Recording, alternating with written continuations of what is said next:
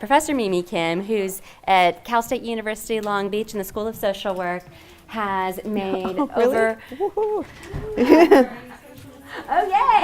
oh, that's social work, okay. There's we'll one. celebrate it all, yes. Yeah. In terms of your current research on social movements, community organizing, long-term work on domestic violence and sexual assault in communities of color. She is a longtime advocate, having founded multiple organizations, specifically Creative Interventions in Oakland and Torch, Training and Organizing Resources for Community Health in Oakland, and continues to be incredibly active in community accountability, community organizing, transformative justice work in our region. So Lee did a great job previewing the significant contributions that Mimi has made, and you probably also, if you've been around our IEFV programs, recognize Mimi, because this is at least the fourth time you've been here in the last 3 years. We keep bringing her back because she has so much to say on all the work that we're doing, whether your carceral creep work and the timeline and real movement history. And so we're thrilled that you're back with us, that you're now with us in SoCal, and that you're back here at Irvine. Thank you. Thank you so much. Hi. First of all, I want to make sure, can you hear me? Yeah. Okay, great. I'm going to stand up. And thank you so much. I'm going to go turn around here. First of all, I know I'm in a law school, so how many of you are law people? Social work? How many are you community folks and don't necessarily identify with academia, but you're here anyways? All right. Who am I missing? Other people who didn't raise their hands yet. What? Healthcare. Healthcare. Sorry, healthcare. How about the School counselor? School counselor. Great. Sociology. Wonderful. Advocate? Pardon? An advocate. An advocate. Facilitator of batterers program. Pardon? Facilitator of batterers program. Oh, batter intervention programs. Wow, that's very good work. Okay, so we have a little bit of a collection. I know I really want to thank Jane Stover and the folks at UCI, because I think that your program has brought so many opportunities for us to come and talk together and to meet and talk about things that are really important. I am so honored to be here today. I did get my book. Where is that? Don't steal it, okay? So I got a copy of the book, and I think that it's an amazing job that Lee did. So many of us are doing this kind of alternative work in silos, but I have to agree that those of us who have been looking at kind of a critique of the work that we have loved so much, but also looking forward to what we need to do next, have been in generative conversation with each other. I want to include a lot of the other folks that I know, that you also know, who are in places like Mia Mingus, working in Oakland and talking about transformative justice, applying that to child sexual abuse. People like Miriam Kaba, who's now in New York but was in Chicago. Shir Hassan, who has been doing wonderful work on transformative justice. Kiyomi Fujikawa. So there are just many, many, many people that are very humble, but that have been working their asses off, I will say, usually with no money. So what you see with VAWA is a lot of money going towards, what is it? With the original VAWA, 62%, I think, going towards law enforcement, and that rate rising. You have very little money going to advocates, to better intervention programs, right? And for those of us who are doing the kinds of transformative justice work or community organizing work, sometimes we do that on no money at all.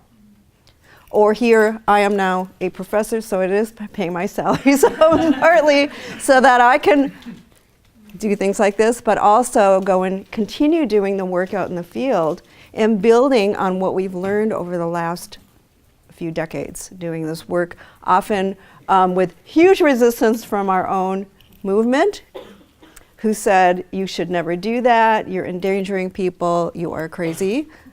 and who are now starting to say, what was that you were talking about? Can you come do a keynote for us? So things have really, really changed.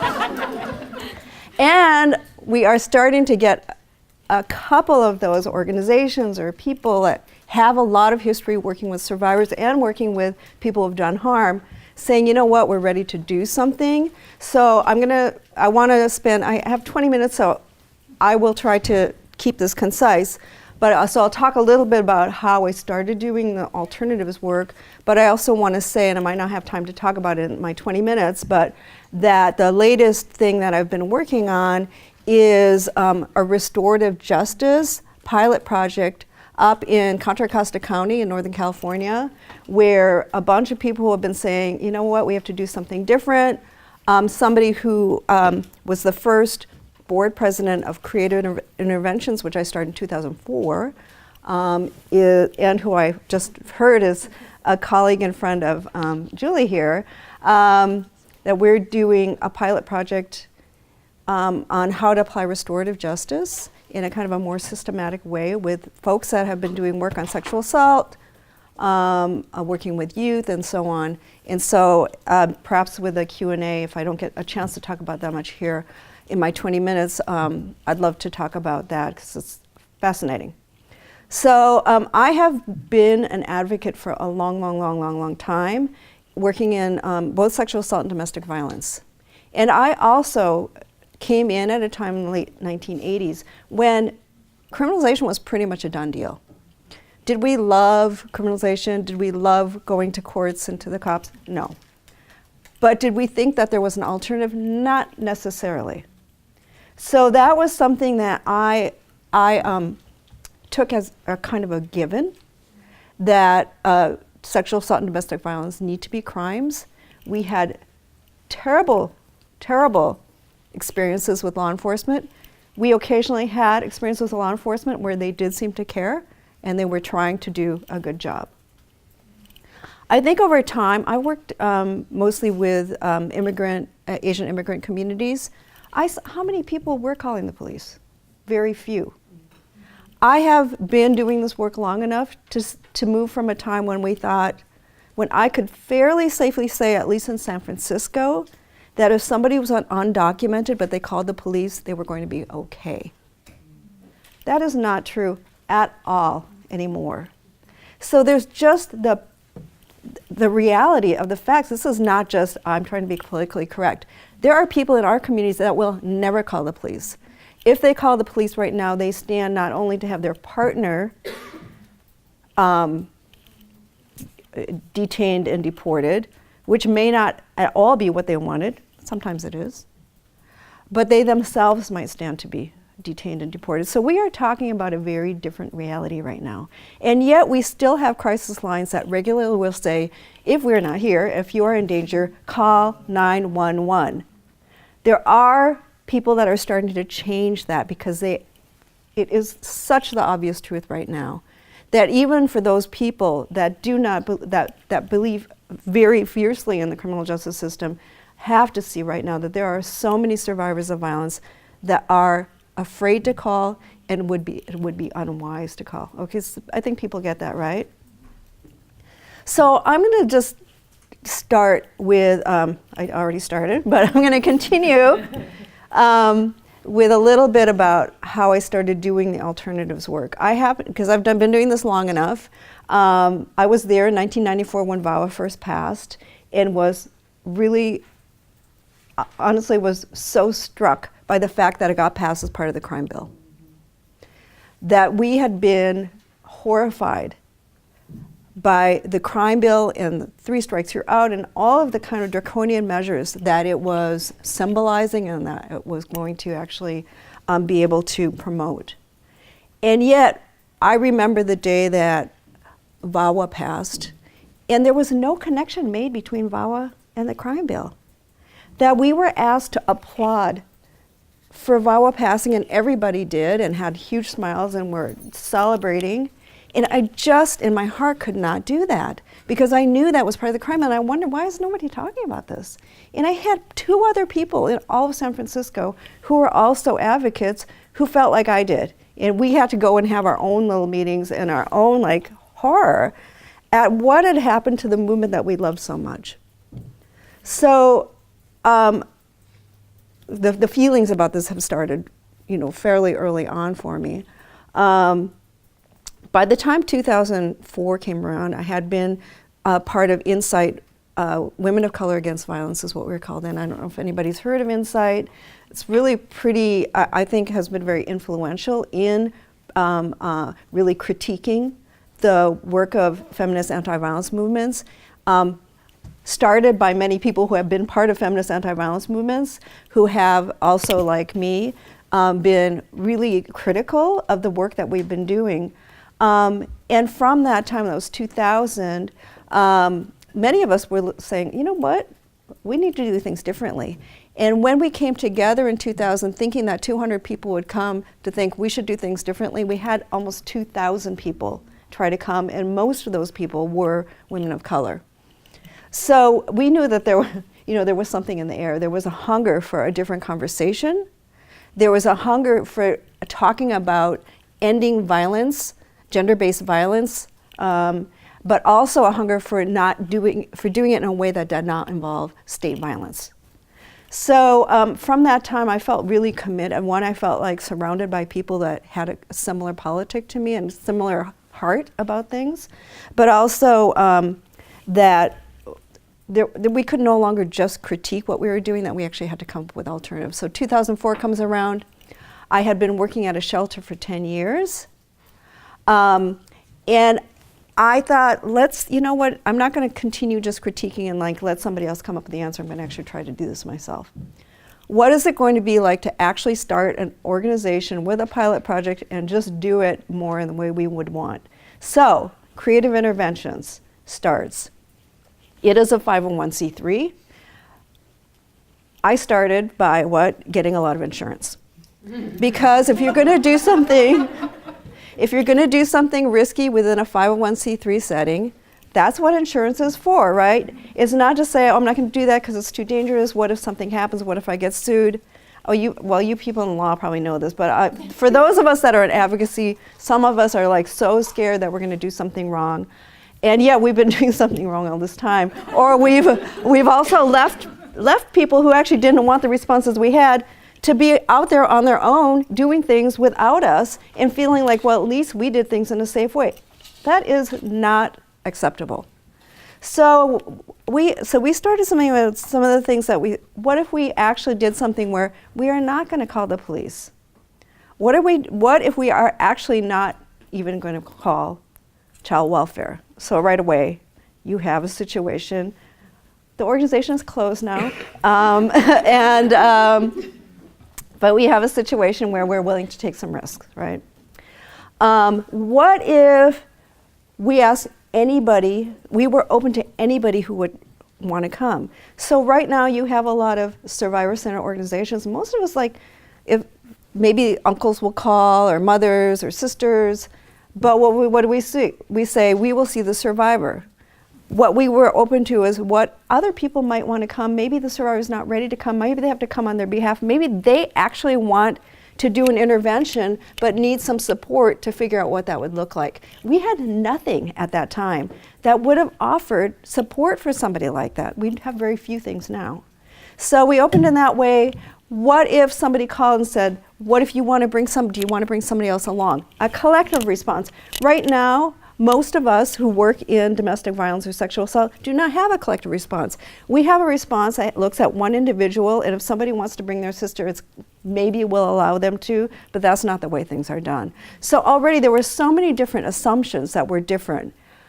What if we actually might see the person who did harm, and we also changed the language?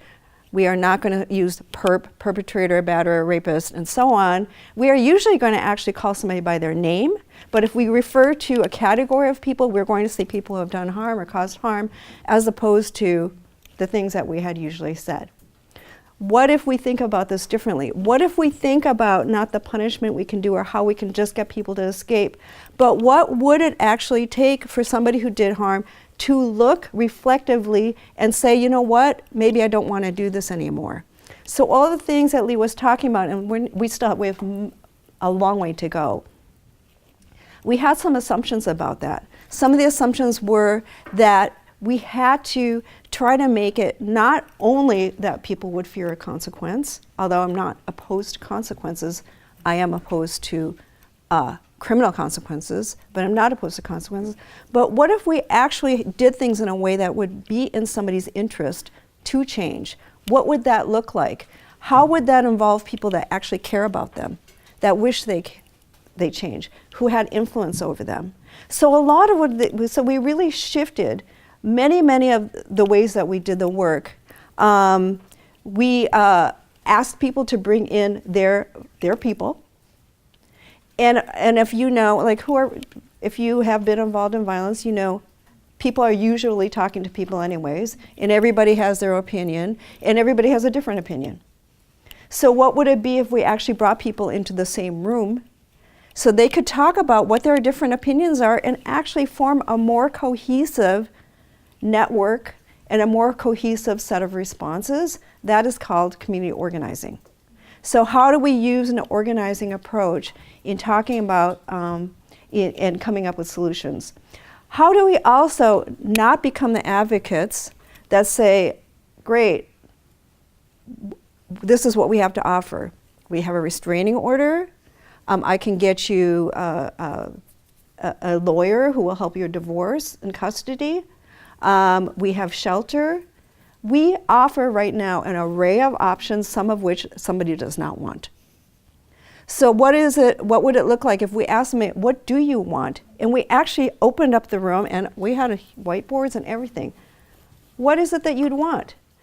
So some of this is, sometimes people do have a hard time thinking about what they want when they're thinking in isolation, and when you only offer them an option of restraining order. And when you get a restraining order, you cannot talk to that person anymore, right? They are no longer in your lives. That's against the law. And yet that is what we first turn to. So what are the other ways that people can think about, well, I'd like to do X, Y, and Z? What we found is we had a huge array of responses, some of which I could never have predicted. We had people that simply wanted to do things like, I need to move this weekend and I don't have enough people to help me. So we'd sit there and go, okay, what are you going to do about that? And we'd support them to call everybody they needed to help them move that weekend, because that's what they needed that weekend. So how is it that we can actually provide a different kind of resource to answer what people need? So this was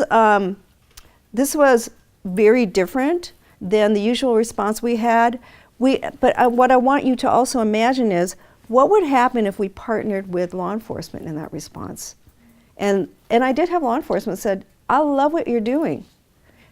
I had a beautiful person. I think she had a great heart. Said, I'm with the Oakland Police, and this is exactly what I would do. Actually, at that time, I did not talk to any of them. What would have happened? One, I would have been going to meetings with the police. How many meetings? How many? That police, So one of it is, and this is what we have done as a movement, we've turned so much of our energy towards having all of these meetings with law enforcement that we forgot the community that we were first accountable to. What would happen if they started thinking, oh, that's dangerous, that's against the law, oh, I know what you should do, we need police protection. It would have changed the entire project. So one of the things that I really want to say is, sometimes when people talk about community projects, they are actually talking about community projects that involve law enforcement. What happens when they involve law enforcement? You have things like community policing and so on, right? So I would say I absolutely warn against that. That is not just any old partner, or we're going to meet with faith communities and then we'll meet with the police. The police is not the same as faith communities. Now, you might not want to meet with faith communities either. No, I'm just joking. We did do that, but that's another story. So that, and I'm happy to answer some of the questions, but one of the things we did is we really offered a different set of options for people who came to us. But also what we did, we thought it was really important to document this. So I have 20 minutes and probably have only a couple minutes now, but we had a 600-page toolkit, so you can imagine I can actually talk about this for about 3 days or 4 days or 5. But we wanted to document this as something that actually is a different approach that people have been scared about, but this can work. We did not have anybody that was exposed to more danger than they would have been anyways. I had people say they were going to meet that night with people that were extremely dangerous in their lives, but they were going to meet with them anyways. Instead, I would support them to think about how they could do that more safely, right? So it was a very different approach. It was done with a lot of people that had a lot of experience working with both survivors and with people who had done harm. I had 2 people that were part of the team that had experiences of being very violent people in their lives who had turned around and knew a lot about how people can change from harm because they themselves had done it themselves. So that really opened up kind of this whole experience of trying to figure out what works for survivors, what works for people who have done harm, but also what works for the networks and communities that people are embedded in.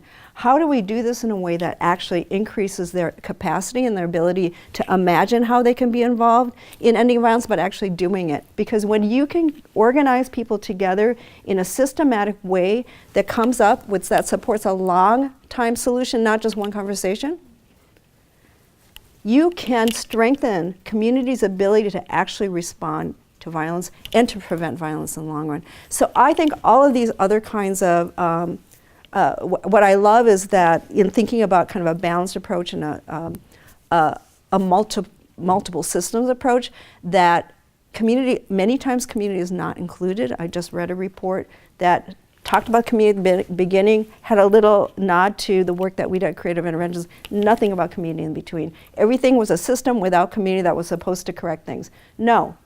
All of these system approaches are going to rely on the strong investment of and expertise of communities. Otherwise, I do not think that they're going to work.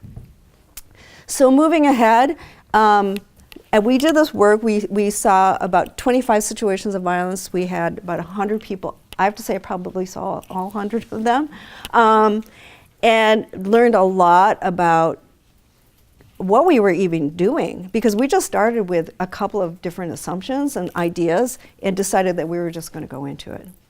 One of the things that is really hard to do is holding accountability, long-term accountability. I will say, and we have somebody here who has experience in batterer intervention programs, which really are maligned right now, and I think unfairly, honestly. It was not easy, and we did not get very far in about the 3 years that we did our project. I really thought that look towards restorative justice. Why? They have many of the same kind of assumptions that we had doing our work, but also that they had done, they've gotten more money, they had more experience actually developing kinds of long-term approaches to actually bring together people in circles, right, or in conferences to speak to each other. So what I've been doing over the last few years is really trying to build actually relationship with people who have been doing restorative justice, work that they've deemed as restorative justice. And we're now doing a pilot project in, as I was saying, up in Contra Costa County, where we're using a lot of things that we learned at Creative Interventions. It's like, how do you do things, just bringing people together in the first place, talking about violence, kind of figuring out what people need and want, but having a more systematic approach in terms of meeting with the person who had done harm and holding a space where, and you do not have people meet right away, no. You have people meet separately. You take people through the process of, if you're talking about somebody who's done harm, of maybe taking responsibility, but they don't take responsibility for very long, to go through the process of actually saying, well, minimizing, denying, blaming, because that is part of the process of moving towards accountability. So we just started, we're in our first year. A lot of this is just kind of figuring out what is this approach, what are the methods. We have 18 people that have been trained, are going through a training as circle keepers. We know that they won't all end up doing the work, but we have a handful of people that will. We have 6 different organizations that are part of this, each of which has 2 people that are invested in doing very, very intensive trainings. And what we really want to do is figure out more what it is, the methods, that can be used in this approach, but also how do we create a system of organizations and individuals who learn how to do this and eventually who can bring this to other community members that are not professionals, but are those people that people turn to in their lives, in this case in Contra Costa County. So thank you very much. That was my little piece on community.